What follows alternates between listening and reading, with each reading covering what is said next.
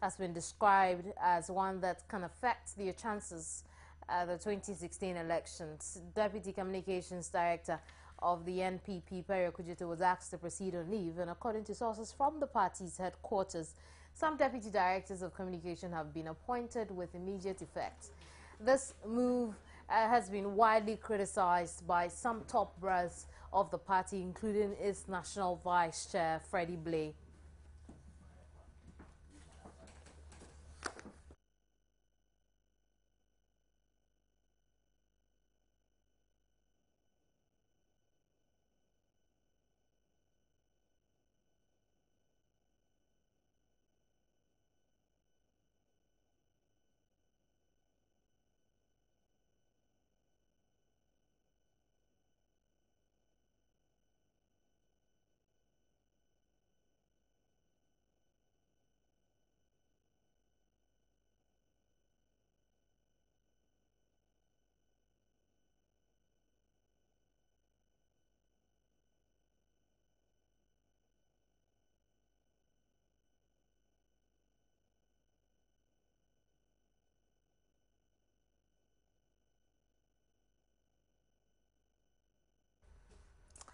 With me in the studio is Kamaldeen Abdullah. He's Nasara coordinator of the NPP at the national level, I believe. Yeah, sure. Thank you very much for passing through the program. Thank you too. Why should this happen in the first place? Well, what happened? Be specific. We hear of strife within the party that wants to lead the country into victory, like you say. We hear of strife such as replacing your deputy communications director, Perio Kujeto, after you've asked him to proceed on leave and the likes, and it creates, unfortunately, a very bad image of the party. Look, for me, on the outside, the first question that comes to mind is, why should this happen? Well, I believe that I've always said that when we take some decisions as a political party, they ought to be decisions that, of course, will inure to the benefit of the party entirely. We are a party of masses, a political party of people. We're leading the people. I believe that before you take a decision as an officer, who, of course, is supposed to steer the affairs of the party, you ought to at least do that in consultation of the people or the very people you are leading.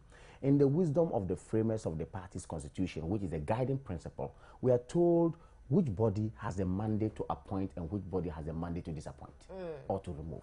Clearly is there. We are not told which individual or which individual has a right to do this or right to do that. So if we try to make it look like an individual is sitting somewhere or some individuals are sitting somewhere and taking decisions that, of course, will not inure to the benefit of the party, then, of course, we are doing a damage to ourselves. Is that what is happening? An individual's decision? Clearly, if I peruse whatever is happening and, of course, try to interrogate it, I would say that the decisions that we've taken, of course, are very unilateral and do not inure to the benefit of the party.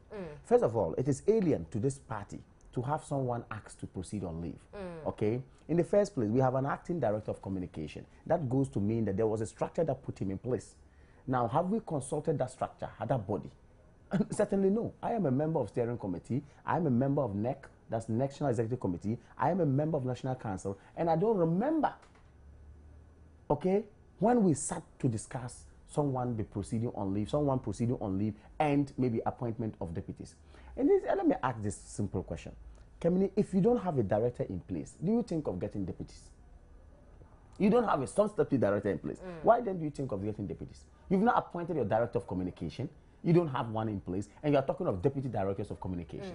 Are you getting my point here? So even when you look at it logically, it doesn't flow. So I am saying that with all respect to my general secretary, indeed what happened is unfortunate, but the procedure being followed is not proper, in my view, trust me. So then, too many times we've heard of factions within the party, and we have come to accept that indeed factions within any political party at all is not necessarily a bad thing. But when we have tried, or as a party, the party has tried to limit the lines that draw when it comes to Alan Kojo Tremantin and Nana Akufo-Addo, and you have situations as this happening, it only goes to deepen such lines. Then people reports or sources then say that things of this sort are only happening so that we can have only Alan supporters as executives within the party. What's your response to that? When, like I said, fundamentally, I am questioning the procedure that is seeing whoever to come to that office. Now, if the procedure is clear and accepted by all, this fear of factionalism would not arise at all. Okay? But where we try to say that, look, I am going to skew it to mean that it's me or it's we, as in two individuals or one individual doing this. At the end of the day, the suspicions that you are trying to bring in factionalism may be raised.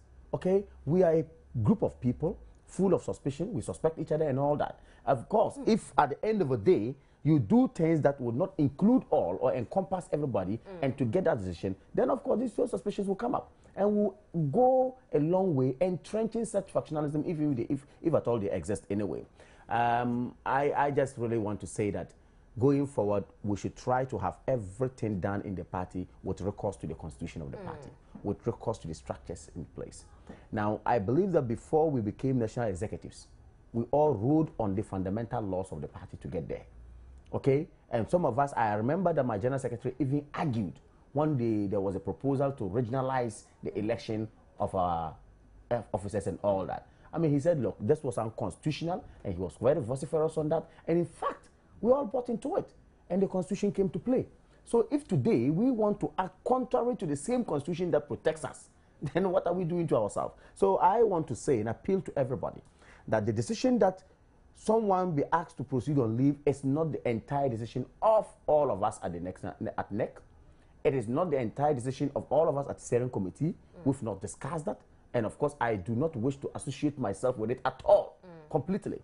The decision to appoint deputies or purported appointment of deputies, we didn't know about it. In fact, I don't even know most of the people who have appointed and all that.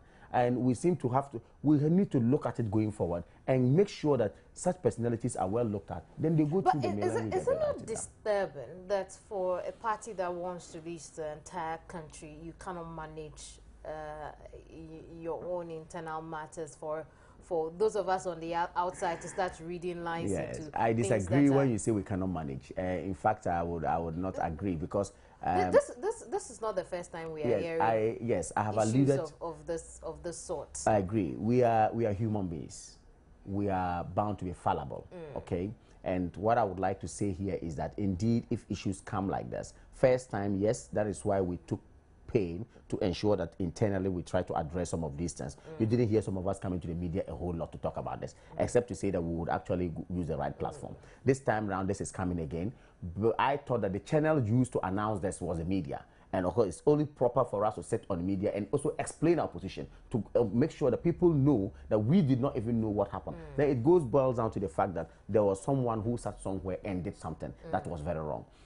Granted, yes, he still has his position as a general secretary. He's my boss and all that. Yes, but maybe some amount of fallibility has come somewhere. Let's try to see how we can address it and go on. But managing the party, if, of course, it has come to the notice of the body, the bodies I'm talking about, I believe that we would have done the proper thing. Because it didn't come to us. So we cannot entirely be blamed for not managing our internal issues well. No, because we didn't play a role. It still stems from the gradual growth of indiscipline within the party. You remember that when Nana Addo Dankwa had gone to launch his campaign in Ododo, or was it Akoto Lante? Well, we had certain MPs going there to openly declare support for him, which is against the NPP's constitution. And so when you have I disagree. Okay, but you go on land first. So when you have when it has been openly criticized as well. But so when you have your general secretary then taking moves as this, and then we have people reading into the picture that this could be what is going on. People want to get Alan Boys in the picture. Have you responded to that? But let's listen to Fred Amankwa. Fred Amankwa is also a member of your party. We'll listen to Isan Bai from here briefly, and then we'll come back to the conversation.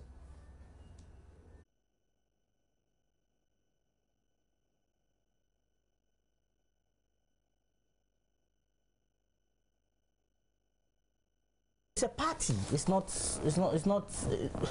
This is a voluntary organization, and you think that people would come in when they know that they have something to contribute to advance the cause of the party. And if you're not adding up, then obviously you are subtracting to the fortunes of the party, no matter which position or you occupy within the settings, be it the flag bearer, be it the chairman, the general secretary, the police station executive, whatever you're doing, your actions and inaction.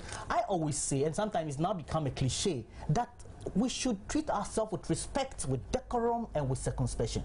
Because if you're being circumspect, then you will think that whatever I'm doing today, what will be the likely impact on the development of the party? If we don't do that, and we go out with emotions or with any other than how it can affect the party's fortunes, then we're not doing ourselves any better. Yes, there are challenges, but it is not because Mr. Afoko, Chairman Afoko, or Company Japan, or there's any sharply divided. It's clear. I mean, so what's happening is not sharp division. It's not a sharp division. It's not a sharp. And it's not about Alan. It's not about Alan Akufo-Addo debacle. 2016 is very crucial for the nation, not just for the NPP, for the nation. And there's a rallying point here. Everybody get a feeling. Look around the country. I see. So still with me in the studio is National Nasara Coordinator for the NPP, Kamal Dean Abdullahi. Right. And so we've been talking about, you know, what some people have described as indiscipline within the party. The fact that some of you had openly some MPs. Some sitting MPs. No. You, as in the NPP. Some sitting MPs had openly declared support for Nana Dankwa when he launched in Akotolanti. Yeah. So if somebody also takes this step, I mean, it only reads into one. You see, I am an elected officer. My general secretary is an elected officer. Now, all of us who are members of the steering committee, most of us are elected officers. Now, the minority that represents the MPs and all that. But see, let us not forget that we are human beings. And again, when we talk of indiscipline, we look at the magnitude of the one committing it. I mean, the position of the one committing it, and look at juxtaposing with the magnitude of that particular crime. My point here I want to make clearly is that the MPs, yes, if there's a guideline which says that in the rules and regulations, which says do not declare on all that, I ask a fundamental question. Are they delegates targeted by candidates or not? They are, certainly. I am.